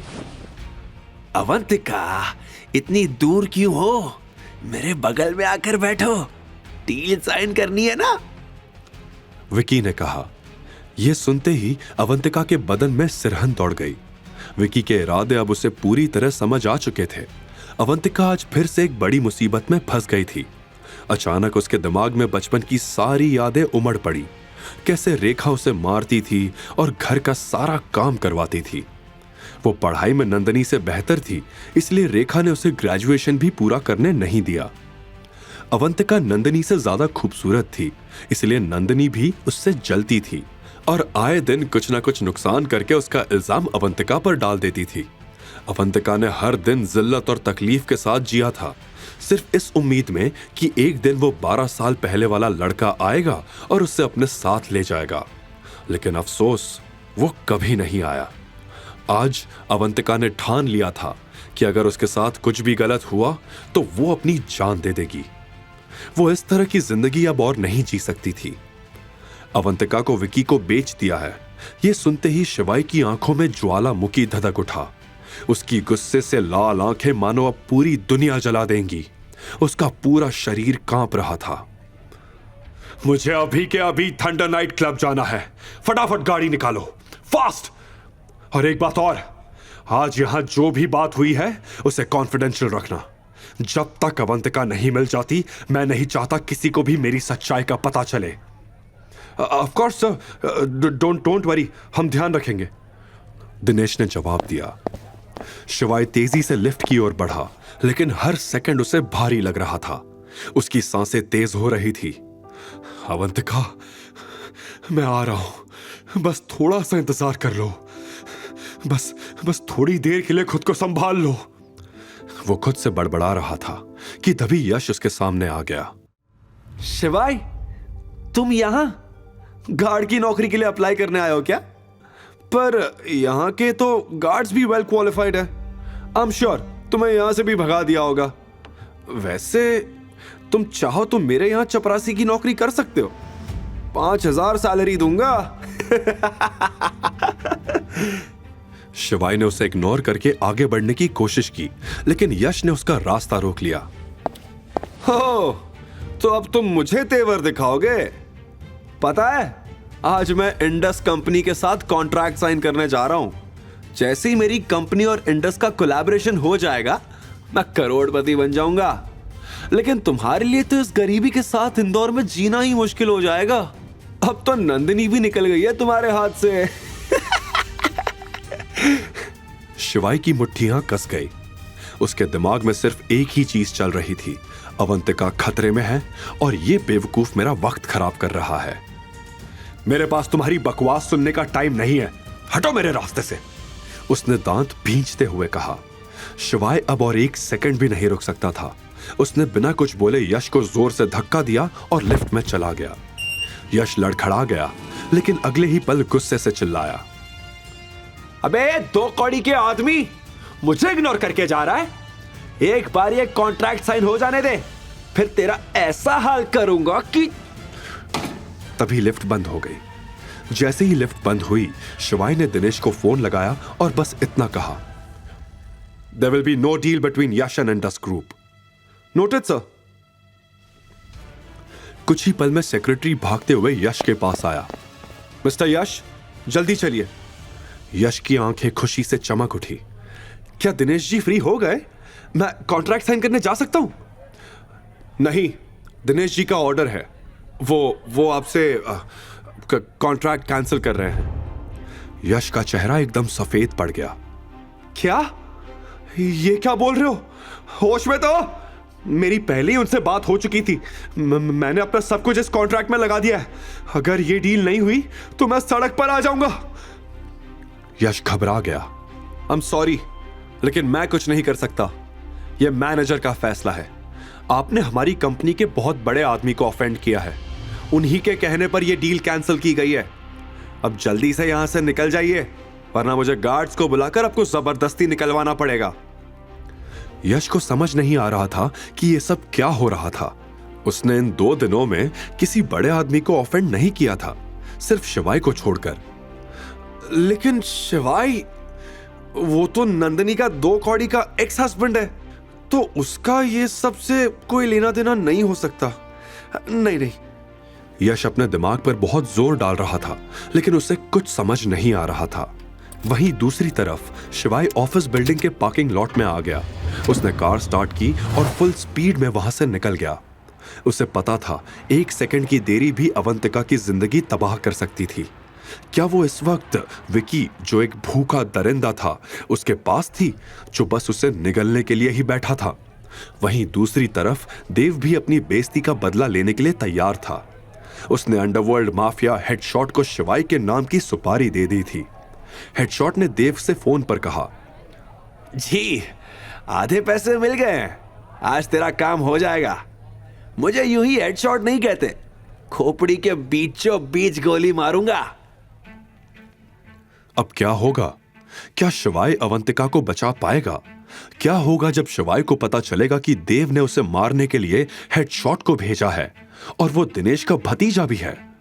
यश की डील कैंसिल होने की खबर सुनकर रेखा और नंदिनी का क्या होगा? क्या यश को कभी पता चलेगा कि शिवाय कौन है?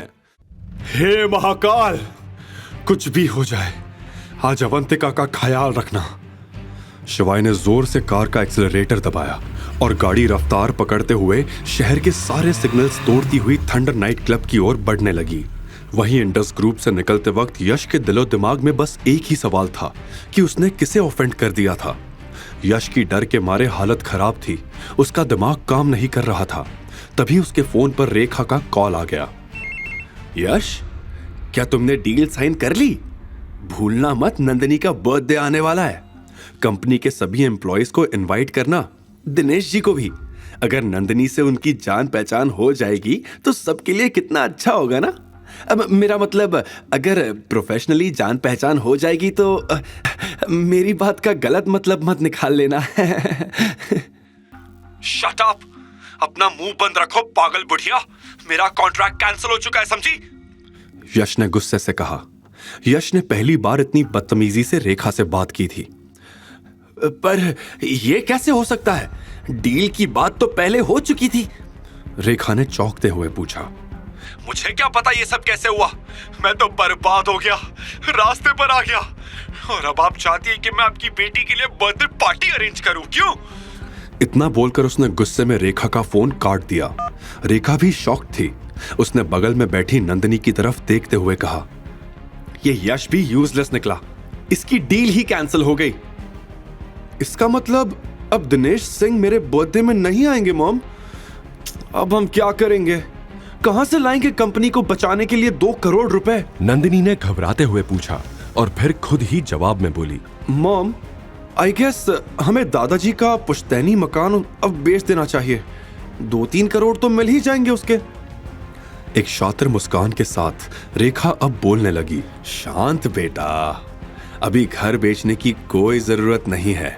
अवंतिका रानी हमारे कब काम आएगी? विकी नाम के अंडरवर्ल्ड माफिया को अवंतिका बहुत पसंद है और उसके लिए वो हमें 2 करोड़ रुपए देने के लिए तैयार है। 50 लाख एडवांस आ गए हैं, बाकी के कल लेने जाना है। बस अवंतिका आज की रात विकी के साथ बिता ले, फिर वो हमेशा के लिए उसकी होगी। नंदिनी ये सुनकर बहुत खुश हुई। रेखा ने उसके सिर पे हाथ घुमाते हुए बोला, और यश की भी फिक्र मत कर, वो नहीं तो कोई और सही। बल्कि इस बार मैं तेरे लिए इंदौर का सबसे रईस लड़का ढूंढूंगी जो बहुत सारी कंपनीज का मालिक होगा। उसका बिजनेस फॉरेन में भी होगा और हर कोई उसके आगे सर झुकाएगा।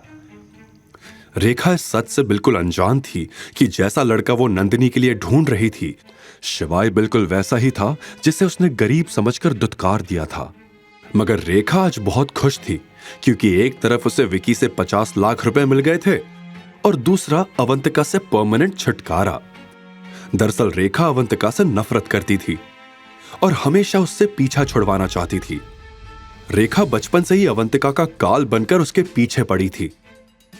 वो अपनी सौतन के इस कलंक को जिंदा नहीं देखना चाहती थी और इसीलिए रेखा ने कई बार अवंतिका की जान भी लेनी चाहिए, मगर अपने ससुर और कानून से डरकर वो अपने इस घटिया इरादे को अंजाम नहीं दे पाई। इसीलिए आज कंपनी को बचाने के बहाने ही सही उससे अवंतिका को बेचने का अच्छा मौका मिल गया था। हालांकि एक कोशिश उसने 12 साल पहले भी की थी, अवंतिका को चाइल्ड ट्रैफिकिंग माफिया के हाथ बेचकर, लेकिन तब किस्मत से अवंतिका बच गई थी। पर इस बार रेखा को उसका प्लान सक्सेसफुल होता दिख रहा था। लेकिन शिवाय के होते हुए कोई अवंतिका का बाल भी बांका नहीं कर सकता था। इस समय शिवाय बस जल्दी से थंडर नाइट क्लब पहुंचना चाहता था, लेकिन रास्ते में उसे महसूस हुआ कि कोई उसकी गाड़ी का पीछा कर रहा था। शिवाय ने पीछे आ रही गाड़ी को इग्नोर करते हुए अपनी गाड़ी को तेज भगाया और थंडर नाइट क्लब की ओर निकल गया। ये देव के भेजे हुए आदमी थे जो इस समय शिवाय को मारने के लिए उसका पीछा कर रहे थे। हेडशॉट भी उसी गाड़ी की फ्रंट सीट पर बैठकर सब कुछ मॉनिटर कर रहा था। हेडशॉट को देव का कॉल आया तो फोन उठाकर हेडशॉट ने कहा, मिस्टर देव, डोंट वरी, इस आदमी को आज हम ठिकाने लगा कर रहेंगे। अब आप कह रहे हैं तो मैं तसल्ली से सो सकता हूं, देव ने कहा। थंडर नाइट क्लब पहुंचकर शिवाय ने कार को पार्क किया और एंट्रेंस की तरफ भागते हुए गया। इस 5 मंजिल इमारत में शहर के सारे इल्लीगल काम होते थे। शहर के सारे गुंडे माफिया हर रात यहां आते और अपने गलत कामों को अंजाम देते थे। शिवाय थंडर नाइट क्लब के काले कारनामों को जानता था, इसीलिए अवंतिका के पास जल्दी से जल्दी पहुंचना चाहता था। हेडशॉट ने कभी शिवाय उर्फ मेजर शिवा को नहीं देखा था, इसलिए उसे यह नहीं पता था कि वो किसे टारगेट कर रहा था। उधर जब शिवाय क्लब में दाखिल हो चुका था तो वहीं दूसरी तरफ अवंतिका इस वक्त सोफे पर घबराई हुई बैठी थी। उसने सिंपल ब्लैक सूट पहना था। बिना मेकअप के भी वो बहुत खूबसूरत दिख रही थी। विकी उसे देख देख कर पागल हो रहा था। विकी ने बिना देर किए अवंतिका का हाथ पकड़ लिया, लेकिन अवंतिका ने तुरंत अपना हाथ खींच लिया और सख्त आवाज में बोली, मिस्टर विकी, मैं यहाँ बिजनेस के सिलसिले में आपसे मिलने आई हूँ, प्लीज थोड़ा तमीज से पेश आइए। दरअसल रेखा ने अवंतिका को यह कहकर विकी से मिलने भेजा था कि विकी 2 करोड़ रुपए बजाज इंडस्ट्रीज में इन्वेस्ट करना चाहता है, जिसके लिए अग्रीमेंट पेपर पर अवंतिका को उनके साइन करवाने थे। अवंतिका, इतनी जल्दी भी क्या है? डिस्कशन में कोऑपरेशन होना भी जरूरी है। चलो साथ में डिनर करते हैं, फिर मूवी देखेंगे। इतना कहकर वो अवंतिका के करीब आने लगा और फिर बोला, मैंने सुना है तुम बजाज फैमिली की नाजायज औलाद हो। तुम्हारे लिए तो वो जिंदगी बहुत मुश्किल होगी। देखो, तुम्हारे कपड़े भी सस्ते ही लग रहे हैं, पर अगर तुम चाहो तो मैं तुम्हें हर महंगे ब्रांड के कपड़े दिला सकता हूं। मेरे पास पैसों की कमी नहीं है, आ जाओ मेरी बाहों में। ये सुनते ही अवंतिका का खून खौल गया। उसने विकी की आंखों में देखते हुए सख्त लहजे में कहा, मिस्टर विकी, मैं वैसे लोगों में से नहीं हूं जो चंद पैसों के लिए अपना सेल्फ रिस्पेक्ट बेच दे। आप तमीज से बात करें। अब विकी का भी खून खौल गया। तुम मुझे मना कर रही हो? मुझे नीची नजरों से देख रही हो? मैंने ऐसा कुछ नहीं किया। आप मेरी बातों का गलत मतलब निकाल रहे हैं। मिस्टर विकी, हम यहाँ डील की बात करने आए हैं, तो प्लीज वही करते हैं। आप जल्दी से इन डॉक्यूमेंट्स पर साइन कर दीजिए। अवंतिका ने दोबारा हिचकिचाते हुए कहा। अब विकी को अवंतिका पर बहुत गुस्सा आ रहा था, लेकिन उसे अवंतिका का यह बिहेवियर और भी ज्यादा अट्रैक्ट कर रहा था। वो अवंतिका को छूने के लिए पागल हो रहा था। उसने अवंतिका के सामने सील्ड वाइन बोतल रखते हुए कहा, ये बोतल खत्म कर लेते हैं, फिर तुम जहां कहोगी मैं वहां साइन कर दूंगा। अब अवंतिका से रहा नहीं गया। वो गुस्से में बोली, मिस्टर विकी, आपका मन है तो साइन कीजिए, वरना मत कीजिए। मैं चलती हूं। Good bye. इतना कहकर अवंतिका ने अपना बैग उठाया और वहां से जाने लगी। लेकिन जैसे ही वो उठकर जाने लगी, विकी पीछे से बोला, तुम्हें क्या लगता है ये पब्लिक वॉशरूम है? जब मन चाहा आ गए और चले गए। विकी ने यह बोलते हुए अपना हाथ हिलाया और अचानक प्राइवेट रूम का दरवाजा बंद हो गया।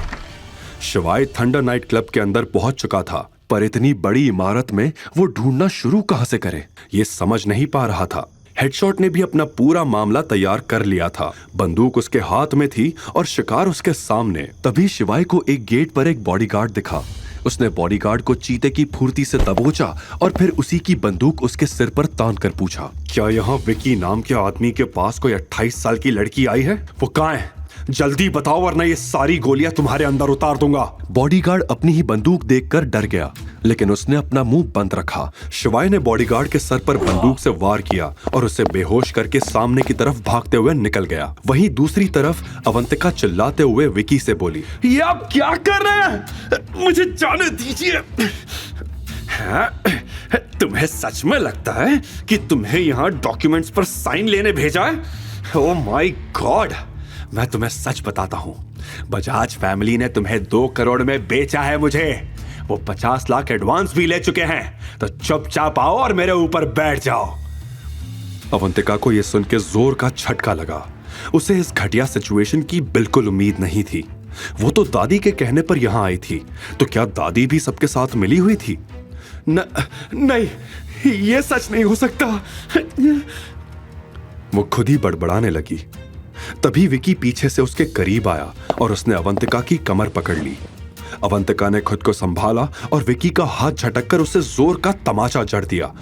जब दरवाजा नहीं खुला तो अवंतिका रोते हुए चिल्लाने लगी, दरवाजा खोलो, बचाओ मुझे, कोई है? प्लीज मेरी मदद करो। उसे चिल्लाते देख विकी जोर से हंसा और बोला, चिल्लाओ और चिल्लाओ, लेकिन आज तुम्हें बचाने कोई नहीं आएगा।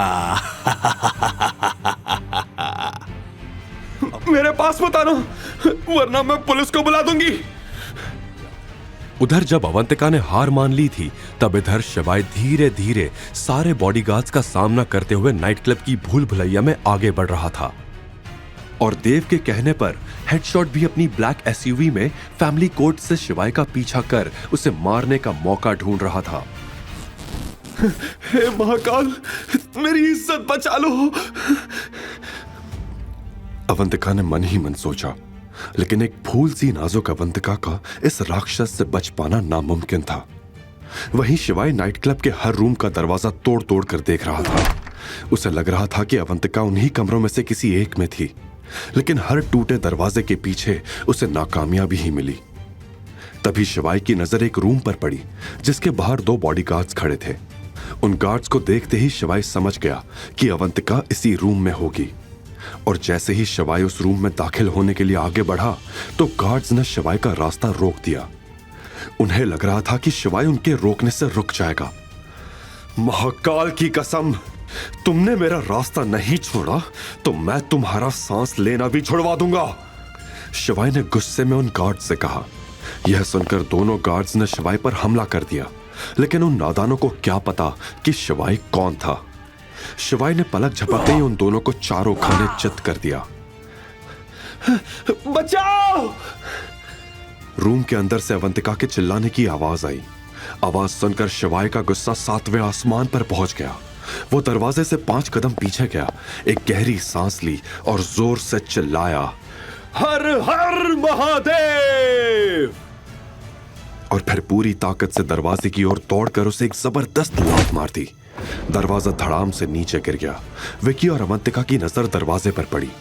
उनके सामने लाल आंखों और बिखरे बालों वाला शिवाय, जो गहरी सांसें लेते हुए किसी घायल शेर से कम नहीं लग रहा था। शिवाय का यह रूप देखकर विकी के पसीने छूट गए। तुरंत उसने अवंतिका को छोड़ दिया। शिवाय की नजर सीधे उस चेहरे पर गई जो उसने 12 साल पहले देखा था। एक पल के लिए सब थम गया था। अवंतिका को देखकर शिवाय का दिल 2 गुनी तेजी से धड़कने लगा। उसने ना आओ देखा ना ताओ और विकी के मुंह पर एक करारा मुक्का जड़कर उसका मुंह तोड़ दिया। विकी जमीन पर मुंह के बल गिरा। शिवाय कांपती हुई अवंतिका के पास आया और उसने उसका बदन ढकने के लिए उसे अपना जैकेट पहना दिया। तुम ठीक हो? शिवाय ने धीमी आवाज में अवंतिका से पूछा। सहमी हुई अवंतिका कुछ बोल नहीं पा रही थी, वो बस रोए जा रही थी। ऐसे में शिवाय ने उसे दिलासा देते हुए कहा, डरो मत, अब सब ठीक हो जाएगा। इतने में उधर विक्की अपनी जगह से उठा और मुंह से खून थूकते हुए तैश में बोला, कौन है बे तू? मेरे ही क्लब में आकर मुझसे पंगा लेने की तेरी हिम्मत कैसे हुई? शिवाय ने लाल आंखों से विक्की को देखा और बोला, मैं वो हूं जिसका चेहरा आज के बाद तू भूल नहीं पाएगा। इसके बाद शिवाय ने अवंतिका से कहा, चलो यहां से। ऐसे कैसे चली जाएगी? मैंने इसे पूरे 2 करोड़ में खरीदा है, इसकी सौतेली मां से। विकी ने शिवाय का रास्ता रोकते हुए कहा। यह सुनकर शिवाय का गुस्सा 7वें आसमान पर पहुंच गया। उसने तुरंत विकी को कॉलर से पकड़कर हवा में उठाया और गरजते हुए बोला, अगर तू मर्द का बच्चा है तो आज मुझे रोक कर दिखा। और उसे झटके से दूर फेंक दिया। शिवाय जिस तरह से विकी को मार रहा था उसे देखकर अवंतिका घबरा गई। उसे मालूम था कि विकी की पहुंच कहां तक थी, लेकिन वो ये नहीं जानती थी कि अगर विकी शेर था तो शिवाय सवा शेर था। अवंतिका शिवाय के पास आकर बोली, तुम प्लीज यहां से चले जाओ, तुम नहीं जानते ये बहुत खतरनाक आदमी है। अवंतिका ने शिवाय को समझाया। घबराई हुई अवंतिका को देखकर शिवाय का मन किया कि वो उसे गले से लगा ले, लेकिन उसने सिर्फ मुस्कुराते हुए कहा, तुम चिंता मत करो, भोलेनाथ हमारे साथ है। इतने में शिवाय जैसे ही विकी की तरफ पलटा तो उसने पाया कि विकी वहां से भाग चुका था। वो भागकर बाहर आ गया और उसने फोन उठाकर अपने गार्ड्स को तुरंत बुला लिया। इधर शिवाय भी उसे इधर उधर ढूंढने लगा। घबराई अवंतिका ने शिवाय से कहा, तुम मेरी बात क्यों नहीं समझ रहे? वो हम दोनों को मार देगा। लेकिन शिवाय को इन बातों से कोई असर नहीं हो रहा था। अवंतिका ने दोबारा कहा, तुम समझ क्यों नहीं रहे हो? जो हो रहा है वो मेरी किस्मत में है। मेरी बदनसीबी के चक्कर में तुम अपनी जान क्यों देना चाहते हो? शिवाय ने एक पल रुककर अवंतिका की आंखों में आंखें डालकर कहा, अगर तुम्हें लगता है कि यह तुम्हारी बदनसीबी है तो समझ लो भोलेनाथ ने मुझे तुम्हारा नसीब ठीक करने भेजा है। शिवाय की यह बात सुनकर अवंतिका हक्की बक्की रह गई थी। एक पल के लिए उसके मन में यह सवाल उठा कि कहीं यह वही लड़का तो नहीं जिसने 12 साल पहले उससे शादी का प्रॉमिस किया था। उधर जब शिवाय विकी को ढूंढ रहा था तब इधर विकी के एक फोन से नाइट क्लब में बॉडीगार्ड्स की भीड़ जमा हो गई थी। विकी ने जैसे ही उन्हें बताया कि शिवाय ऊपर है तो सारे बॉडीगार्ड्स ऊपर की तरफ दौड़ पड़े। इधर शिवाय भी अवंतिका का हाथ थामकर उसे बाहर ले आया, पर जैसे ही कॉरिडोर में अवंतिका ने अपने सामने इतने सारे बॉडीगार्ड्स देखे तो उसकी आंखें फटी की फटी रह गई। पूरा कॉरिडोर बॉडीगार्ड से खचाखच भरा हुआ था और उन लोगों के बीच से जिंदा बचकर निकल पाना शिवाय और अवंतिका के लिए नामुमकिन था। अवंतिका को यह मलाल था कि उसके चक्कर में शिवाय भी मारा जाएगा। ऐसे में उसने कहा, मैंने कहा था ना तुमसे कि निकल जाओ, अब हम क्या करें? घबराहट के मारे अवंतिका का शरीर कांप रहा था, लेकिन शिवाय के चेहरे पर कोई शिकन नहीं थी। उसने अवंतिका की कलाई थामकर उससे कहा, यहीं खड़ी रहो, मैं बस 5 मिनट में आया। शिवाय ने कहा और बेधड़क किसी धधकते हुए कोयले की तरह उन गार्ड्स की तरफ बढ़ने लगा। उसके माथे पर डर की एक भी सलवट नजर नहीं आ रही थी। उधर जब शिवाय उन गार्ड्स की तरफ बढ़ा तो नाइट क्लब के बाहर वही कार आकर रुक गई जो शिवाय का फैमिली कोर्ट से पीछा कर रही थी। कार का दरवाजा खुला और उसमें से हेडशॉट बाहर निकला। तूने तो इस खेल को और भी आसान बना दिया शिवाय। शिकार खुद चलकर पिंजरे में आ गया। इस क्लब का चप्पा चप्पा पता है मुझे। हेडशॉट मन ही मन ये बात सोचकर मुस्कुराया और फिर आगे बढ़ने लगा। इधर शिवाय उन सभी गार्ड्स को गंभीर नजरों से देख रहा था। गार्ड्स खुद शिवाय की आंखें देखकर कहीं ना कहीं घबरा रहे थे। शिवाय ने उनकी तरफ देखते हुए कहा, जान प्यारी हो तो एक एक करके नहीं, सब एक साथ आना। ये सुनते ही सभी गार्ड्स शिवाय की तरफ भागे। शिवाय भी उन्हें आते देख जोर से दहाड़ा और सबसे पहले जो गार्ड आया शिवाय ने उसको मुक्का मारकर उसका चाकू छीन लिया। शिवाय के हाथ में चाकू आते ही वो बेकाबू हो गया। उसका चाकू लगातार चलता जा रहा था। उधर कॉरिडोर में खड़ी अवंतिका शिवाय का ये रूप देखकर घबरा गई और उसने अपनी आंखें बंद कर ली। उन बॉडीगार्ड्स की चीखों से पूरा कॉरिडोर गूंज उठा था। कुछ सेकंड्स के बाद जब आवाज थमी तो अवंतिका ने अपनी आंखें खोल ली। सामने जो नजारा था उसे देखकर उसका मुंह खुला का खुला रह गया। शिवाय की शर्ट खून से लथपथ तो थी, लेकिन उसके शरीर पर एक भी घाव नहीं था। शिवाय ने अपने हाथ से चाकू फेंका और फिर अवंतिका की तरफ देखकर मुस्कुराने लगा। शिवाय को सही सलामत देखकर अवंतिका की जान में भी जान आ गई थी। शिवाय ने अपने हाथ में लगा खून अपनी पैंट पर पोंछा और फिर अवंतिका के बालों को ठीक करते हुए बोला था ना 5 मिनट। ये बात सुनकर अवंतिका भी मुस्कुरा दी। कुछ सेकंड्स के बाद जब शिवाय अवंतिका का हाथ थामकर सीढ़ियों से नीचे आया तो विकी ये नजारा देखकर हक्का बक्का रह गया। उससे तो लगा था कि वो शिवाय की लाश देखेगा, लेकिन यहां तो शिवाय जिंदा था। ये देखकर विकी का गुस्सा और भी बढ़ गया, लेकिन वो कर भी क्या सकता था। शिवाय ने गुस्से भरी नजरों से विकी को देखा और धीरे धीरे उसकी तरफ बढ़ने लगा। जैसे जैसे शिवाय उसके पास आ रहा था विकी का गला सूखता जा रहा था। शिवाय विकी के काफी करीब पहुंच चुका था, लेकिन इससे पहले कि वो विकी से कुछ कहता उसे पीछे से गोली चलने की आवाज आई। शिवाय ने भी पीछे मुड़कर देखा तो उसकी आंख फटी की फटी रह गई। किसी ने अवंतिका के सर पर गन लगा रखी थी। ये और कोई नहीं बल्कि हेडशॉट था। फिर हेडशॉट शिवाय के ऊपर हंसने लगा। क्यों बे आशिक, अब तो हार मान ले या निकालू तेरी लैला की जान। शिवाय खुद अवंतिका को गन पॉइंट पर देखकर घबरा गया था। इस सिचुएशन से निपटने के लिए उसका शांत रहना जरूरी था।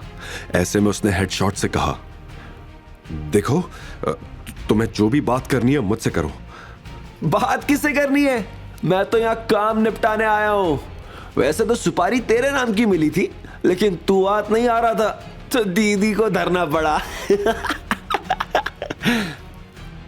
शिवाय को समझ नहीं आ रहा था कि उसे मारने की सुपारी कौन दे सकता है। इससे पहले कि शिवाय कुछ कहता विकी उछलते हुए बोला, अब क्या हुआ? निकल गया सारा दम। उधर हेडशॉट भी बंदूक लोड करते हुए बोला, बेटा तुझे सच बता रहा हूं, अगर हमारे मेजर नहीं आ रहे होते ना तो मां कसम यहीं पर गाड़ देता तुझे। शिवाय हेडशॉट की यह बात सुनकर अचानक से शांत हो गया। उसे हंसी आ गई। मेजर तुम्हारे मेजर की मेरे सामने कोई औकात नहीं है। शिवाय की यह बात हेडशॉट को पसंद नहीं आई थी। असल में हेडशॉट जिस मेजर के बारे में बात कर रहा था वो और कोई नहीं बल्कि शिवाय ही था। हेडशॉट ने अवंतिका के सर से बंदूक हटाकर शिवाय पर निशाना साधते हुए कहा, हंसता है हमारे बॉस पर, हमारे मेजर का मजाक उड़ाता है। हेडशॉट का गुस्सा देखकर तुरंत विकी उसके पास आया और बोला, इसे अभी मत मारना, मैं चाहता हूं कि ये मेरे पैरों में गिरकर माफी मांगे। सुना तूने, जल्दी से पैरों को लपक ले। हेडशॉट ने जोर देते हुए शिवाय से कहा। शिवाय ने एक गहरी सांस ली और बोला, जो करना है कर, पर मैं माफी नहीं मांगूंगा। अबे माफी तो तेरे बाप को भी मांगनी पड़ेगी। और यह कहते हुए हेडशॉट ने बंदूक दोबारा अवंतिका के सर पर लगा दी। यह देखकर अवंतिका भी घबरा गई, लेकिन अब शिवाय के चेहरे पर कोई डर नहीं दिख रहा था। शिवाय जाके सोफा पर बैठ गया। अवंतिका भी कुछ समझ नहीं पा रही थी। 3 तक गिनूंगा, अगर तू मुझे विक्की के पैरों में नहीं दिखा तो इसका आज चैप्टर क्लोज। यह सुनते ही अवंतिका ने अपनी आंखें बंद कर ली। हे महाकाल बचा लो। लेकिन शिवाय के चेहरे पर एकदम शांत भाव थे। हेडशॉट को घूरते घूरते शिवाय ने अपनी जेब से सिगरेट का पैकेट निकाला। उसने पैकेट में से एक सिगरेट खींचकर बाहर निकाली, होठों के बीच फंसाई, फिर बिना परवाह के पैकेट को टेबल पर उछाल दिया। फिर उसने अपनी जेब में हाथ डाला और धीरे से एक लाइटर निकाला। उसकी उंगलियां मेटल के ठंडे एहसास पर ठहरी और एक हल्की सी मुस्कान उसके चेहरे पर आई, जैसे ये लाइटर उसके कई दफन राजों का गवाह रहा हो। अचानक ही अवंतिका को यह महसूस हुआ कि उसके सर पर लगी बंदूक अब हिलने लगी थी। अवंतिका ने जब आंखें खोलकर देखा तो उसे पता चला कि हेडशॉट के हाथ कांप रहे थे। सिर्फ हाथ ही नहीं बल्कि उसका पूरा शरीर ही कांपने लगा था। सर से पसीना टपकने लगा था, सांसें लंबी हो चुकी थी। अवंतिका ये देखकर कंफ्यूज्ड हो गई थी कि जो इंसान अभी तक उसे मारने के लिए तैनात था वो एकदम से भीगी बिल्ली क्यों बन गया था। जैसे ही हेडशॉट के हाथ से बंदूक नीचे गिरी, विकी की नजर हेडशॉट पे गई। विकी ये समझ नहीं पा रहा था कि हेडशॉट को आखिर हुआ क्या था। देखते ही देखते हेडशॉट घुटनों के बल जमीन पे गिर चुका था। उसकी हालत अधमरे इंसान की तरह लगने लगी थी। अब देखते ही देखते खेल की बाजी बदल चुकी थी। क्या शिवाय की असलियत सबके सामने आ जाएगी? क्या अवंतिका को पता चलेगा कि शिवाय ही उसका 12 साल पुराना प्यार था? अवंतिका को यहां से इज्जत के साथ बाहर ले जाओ और गाड़ी में बिठाओ, शिवाय ने हेडशॉट से कहा। हेडशॉट ने तुरंत अवंतिका को बाहर गाड़ी में बैठाया और भागते हुए शिवाय के सामने वापस आ गया। खेल में अचानक पासा कैसे पलट गया था, अवंतिका को जरा भी समझ नहीं आ रहा था। वो बस खुश थी कि आज महाकाल ने एक फरिश्ते को भेजकर उसकी इज्जत और जान दोनों बचा ली थी। आप तो वही है, हेडशॉट ने शिवाय से कहा। उसकी आंखों में उसका डर साफ नजर आ रहा था, लेकिन वहां मौजूद विकी को हेडशॉट के इस डर का कारण समझ नहीं आ रहा था। इससे पहले कि वो किसी से कुछ पूछ पाता, हेडशॉट ने शिवाय के सामने हाथ जोड़ते हुए कहा, मुझे माफ कर दो मेजर, मुझसे गलती हो गई। आप मुझे सजा दो, आप मुझे जो सजा दोगे मुझे मंजूर है। उसकी ऐसी हालत देखकर शिवाय आराम से सोफा पर बैठा लाइटर से खेलते हुए मुस्कुरा रहा था। यह वही लाइटर था जो हेडशॉट ने 5 साल पहले उस लड़ाई के बाद देखा था, जिसमें मेजर ने अंडरवर्ल्ड किंग को हराया था। उस लाइटर पर मेजर गुदा हुआ था। कुछ सेकंड्स के बाद शिवाय ने लाइटर को टेबल पर रख दिया और हेडशॉट की तरफ देखते हुए विकी को सुनाने के लिए बोला, यहां पर अभी कुछ लोग कुछ कह रहे थे। क्या कह रहे थे? कि मुझे मेरे पैरों में गिरना होगा, मेरे बाप को भी मेरे पैरों में गिरना होगा, माफी मांगनी होगी, वगैरह वगैरह। शिवाय के मुंह से यह बात सुनते ही हेडशॉट का दिमाग और खराब हो गया। उसने गिड़गिड़ाते हुए बोला, इसका दिमाग खराब हो गया था मेजर, कुछ भी बकवास किए जा रहा था। और तुम शायद अवंतिका को मारने भी वाले थे। गलती हो गई मेजर। हेडशॉट ने अपने दोनों हाथ जोड़ दिए। विकी को अब तक समझ में आ गया था कि शिवाय कोई छोटी मोटी चीज नहीं था। अगर विकी वक्त रहते शिवाय से माफी नहीं मांगेगा तो शिवाय इसी वक्त उसकी जान ले सकता था। ऐसे में वो भी शिवाय के पैरों में आकर गिरा और बोला, मुझे माफ कर दो, मुझसे बहुत बड़ी गलती हो गई। आगे फिर ऐसा कभी कुछ नहीं होगा। मां कसम, मैं कभी किसी लड़की के साथ ऐसा नहीं करूंगा। शिवाय ने विकी को हीन भावना से देखा और बोला, तुमने जो आज किया है वो माफी के लायक नहीं है। ऐसी हरकत तो कोई जानवर भी नहीं करता है। तुझे आज माफ कर भी दिया तो भी इस बात की क्या गारंटी है कि तू आगे से कभी ऐसा कुछ नहीं करेगा? शिवाय की यह बात सुनकर विकी सहम गया और हिचकिचाते हुए बोला, मेजर, मैं अपनी मां की कसम खा रहा हूं। मैं अपनी मां की कसम झूठी नहीं खाता। आज से हर औरत को देवी मानूंगा। शिवाय उसकी बात सुनकर मुस्कुराया और बोला, काश तुझे इस बात का एहसास पहले से होता, क्योंकि मैं तुझ जैसे राक्षस को सजा दिए बिना छोड़ने वाला नहीं हूं। उसने हेडशॉट को देखा और बोला, इस मामले में तुम मेरी मदद कर सकते हो? शिवाय का भरोसा जीतने का हेडशॉट के पास इससे अच्छा मौका नहीं था। उसने तुरंत कहा, जी मेजर, आप बस बताइए इससे कौन सी सजा दूं? शिवाय ने जवाब में गहरी सांस लेते हुए कहा, तुम तो मुझे जानते हो ना हेडशॉट, मेरी तरह सोचो और इसे सजा दो। कहकर शिवाय खड़ा हुआ और बाहर चला गया।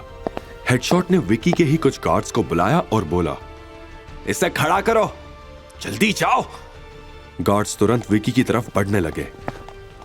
यह सुन के विकी और भी घबरा गया और उसने कहा, नहीं, आप मेरे साथ ऐसा नहीं कर सकते। साले, ज्यादा बोल रहा है। अगर तू लड़कियों के साथ ऐसा वैसा कर सकता है तो हम भी तेरे साथ ऐसा कर सकते हैं। हेडशॉट ने चिल्लाते हुए कहा। इधर नाइट क्लब के बाहर अवंतिका पहले से ही शिवाय की गाड़ी में बैठी थी। शिवाय ने भी कार में बैठने के लिए दरवाजा खोला ही था कि तभी नाइट क्लब के अंदर से विकी के चिल्लाने की आवाज आई। यह सुनकर अवंतिका ने शिवाय की तरफ देखा और बोली, ये कैसी आवाज थी? क्या पता, अंदर कुछ हुआ होगा। तुम फिक्र मत करो अवंतिका। और उसने अपनी गाड़ी चालू कर ली। आगे की कहानी जानने के लिए देखिए अगला एपिसोड सिर्फ पॉकेट एफएम के यूट्यूब चैनल पर। और शिवाय एक विनाशक के सारे एपिसोड्स को सुनने के लिए डिस्क्रिप्शन में दी लिंक से डाउनलोड करें पॉकेट एफएम ऐप।